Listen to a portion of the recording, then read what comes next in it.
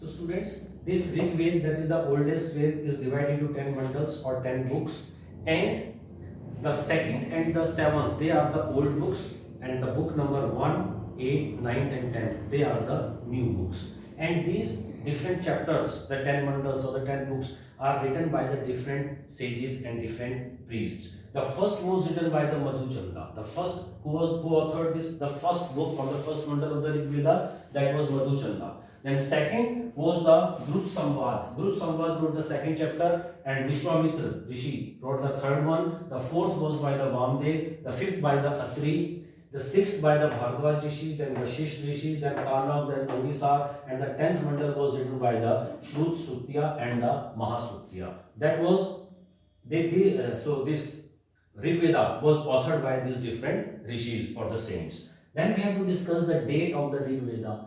Date of the Rig Veda, different scholars have given their different views, just like Max Muller is there, Winternitz is there, then Jacobi is there, Balgangadhar Tilak is there, and Bogasko inscription of the Central Asia in the Asia Minor of 1400 BC. These are the different scholars' views who give different dates of the Rig Veda, but the most accepted view regarding the date of the Rig Veda is that it was written between the 1500 to 1000 BC. Just take here, the Max Muller says that date of the Rig Veda is from 1200 to 1000 BC. Bogasko inscription, which witnessed a treaty that was signed between the Hittites and the Mitanni kings, and that treaty was witnessed by the Vedic gods, early Vedic gods like the Indra, Varun and Astya. So when they witnessed that treaty, the Bogasko inscription described that this treaty was witnessed by these early Vedic gods, and that belonged to the 1400 BC. And according to that Bogasko inscription, we can say that the age of the Rig Veda is approx 1500 BC. And then Jacobi gives the date of the 4500 to 2500. Winternitz, another important scholar on the age of the Rig Veda, he says that the Rig Veda, the exact date, the beginning date of the Rig Veda is not known, but it completion by the 500 BC. So he gave the date X to up to 500 BC was the date of the Rig Veda. Then Balgangadhar Tilak says that it belonged to the 600 BC, but the most accepted view is that it belongs to the 1500 to 1000 BC. These are the dates that were given by the important scholars regarding the age of the Rig Veda. As I told you in the beginning, the crux, the summary, the synopsis of the Vedas is written in the Samhitas, and every Ved has their own Samhita. Samhita contain what? Samhita contain the synopsis or the most important points of that particular Ved that is written in the Samhitas. And the crux or the essence of these Vedic Samhitas is written in the Brahmans. The essence of Brahmans written in the Aranyaks, and the essence of Aranyaks written in the Upanishads. And that is the philosophical way of the, and that is what? That is the philosophical way of the Upanishads. And we have started from Vedas, and by the time period, and in the Rig Veda it is also mentioned how is the life after death and how the creation of the universe and earth took place. In science also, what the materialistic science, what the present day science says that the earth has its 4.6 billion years, and from billions it passed different eras and stages and epochs like the Eon, and present period is the Holocene period. Same, just like that, it is also discussed in the Vedas also. Creation of the universe is also discussed in the Rig Veda. Then what is the life after death? Life after death, somewhere we relate with the theory of the karma and the transmigration of soul. Whatever the karma we do in one particular birth, in the next birth we get the fruit of that. That is the theory of the karma and transmigration of soul. Whatever the work we will perform, we will get the body accordingly in the next birth also. So that is the philosophical point also that we will discuss in the Upanishads also, and philosophy that we discuss in the Upanishads. So what we have discussed in the Vedas in very broad term, in very long term, and its crux is in the Brahmans, and the Brahmans that was attached to Rig Veda are the Aittiriya Brahman and the Kaushitaki Brahman. These Brahmans are what? These Brahmans are the commentaries on the Vedas. What is written in the Vedas and how these sacrifices and rituals should perform, that we discussed in the Brahmans. And Brahmans, which are the Brahmans attached to the Rig Veda, are the Aittiriya and the Kaushitaki Brahman. And Aittiriya and Kaushitaki again are the Aranyaks also, and they are the Upanishads also, which attached with the Rig Veda. So students, I think that from these topic of the Rig Veda. You will get the question in the prelims exams. And what type of questions they could ask in the prelims exam? Which particular chapter written by which scholar? What are the important dates? What are the important Brahmans, Aranyaks and Upanishads which are attached to the Rig Veda? That type of question generally asked in the prelims examination. Now we are going to discuss the next Ved, that is the... Yes students, now we are going to discuss the Yajur Ved, that is the second Ved after the Rig Veda. As Rig Veda is for what? Rig Veda is in the praise, the hymns of Rig Veda in the praise of God, in the praise of the different deities. Similarly, Yajur Veda is based on what? What is the base of the Yajur Veda? Yajur Veda is based on the instruction for performing rituals, how the rituals had to perform, that is discussed in the Yajur Veda. And this Yajur Veda is divided into two parts: Black Yajur Veda, that is the Krishna Yajur Veda, and next is the White Yajur Veda or the Shukla Yajur Veda. And these Yajur Veda again has different samhitas also attached to this Yajur Veda. So what are the important samhitas that are attached to the Yajur Veda? Were the Kathaka Samhita, Kapisthala Samhita, Maitrayani Samhita, Taittiriani Samhita, and the Vajrashri Samhitas. These are the important samhitas that were attached to the Vedas. So don't confuse with the Vedas and Samhita. What is the difference between them? Just take an example. If you write an article on an A4 sheet of 10 pages, if you write an article on A4 sheet of 10 pages and you are asked to write a synopsis of that you will write in 0.75 or 1 page. So what 1 page is that? That 1 page is just like the Samhita, and 10 pages like that, 10 pages just like the Vedas. So the crux, the synopsis, the essence is written in the Samhitas, and the essence of the Samhitas is in the Brahmans, and Brahmans essence in the Aranyaks, and Aranyaks essence is written in the Upanishad, and that's why the Upanishad deal with the philosophy. And we ultimately at the and where we get the philosophy? Philosophy we get at the last stage. Last stage we get philosophy, and that was the Upanishad, and that is also known as the Vedanta, that was the end of the Vedas. So here these are the important Samhitas of the Yajur Veda. Then it contained 1990 approx mantras are there. Then priest was the Adharvayu. Different type of priests in the later Vedic age. I told you people, the concept of the religion in the early Vedic age with the later Vedic age was completely different. Now because of the political interference also, the king became very much powerful. They were supposed to perform very big, large scale sacrifices, and for those different sacrifices they appointed different type of priests also who were the specialists in those sacrifices.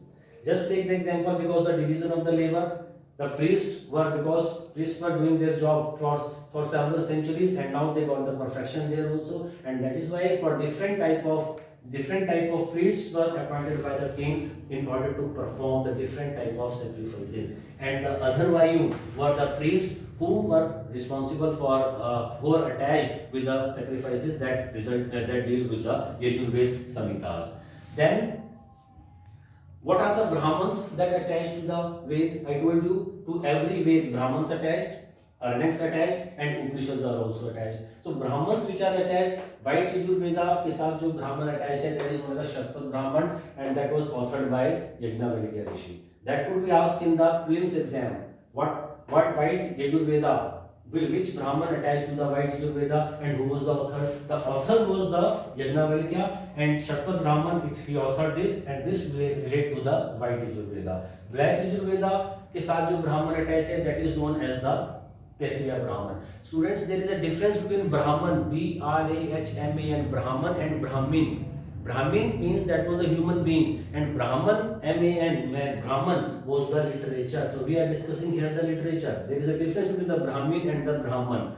Brahmin, it was the Brahmin who emerged from the mouth of Lord Brahma, whose job was of teaching and preaching. They were Brahmin. Don't confuse with Brahmans. Brahman was the literature, and these Brahmans attached to the Vedas also. So that all about the, and what discussed in the White Yajur Veda, flood story is discussed there. Flood story, what do you understand by this flood story? As the modern science also accept that the age of the earth is, estimated age of the earth is 4.6 billion years, and after the completion of this 4.6 billion years, the earth also come to an end.